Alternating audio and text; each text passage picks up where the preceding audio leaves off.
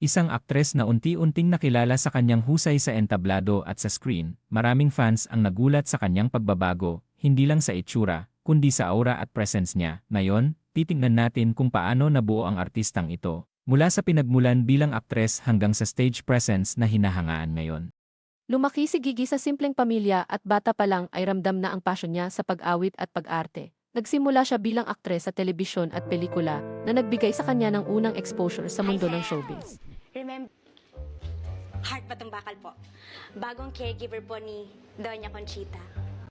Sa bawat karakter na ginampanan niya, natutunan niya ang disiplina, timing, at emosyonal na koneksyon. Mga kakayahang ngayon nakikita rin natin sa kanyang stage performances. Maraming nagsasabing, sa una, biriterang bagets lang siya. Pero ang karanasan sa pag-arte ang humub sa kanya para maging artistang may depth at presence.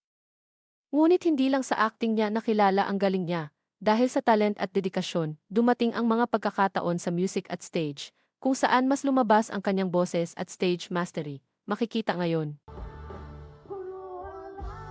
Bawat galaw at performance niya ay may intensity at confidence, hindi basta biriterang bagets, kundi artistang may sariling identity.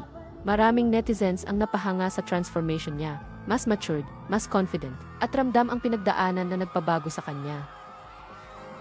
Si Gigi Delana ay patunay na ang tunay na transformation ay hindi lang nakikita sa hitsura, kundi sa karanasan, talento, at personal growth, mula sa kanyang background bilang aktres hanggang sa pagiging iconic performer. Bawat hakbang at bawat kanta ay kwento ng pinagdaanan, resiliency, at authenticity. Kaya sa susunod na mapanood ninyo siya sa stage o sa screen, tandaan, bawat ngiti, bawat performance, may malalim na kwento sa likod nito.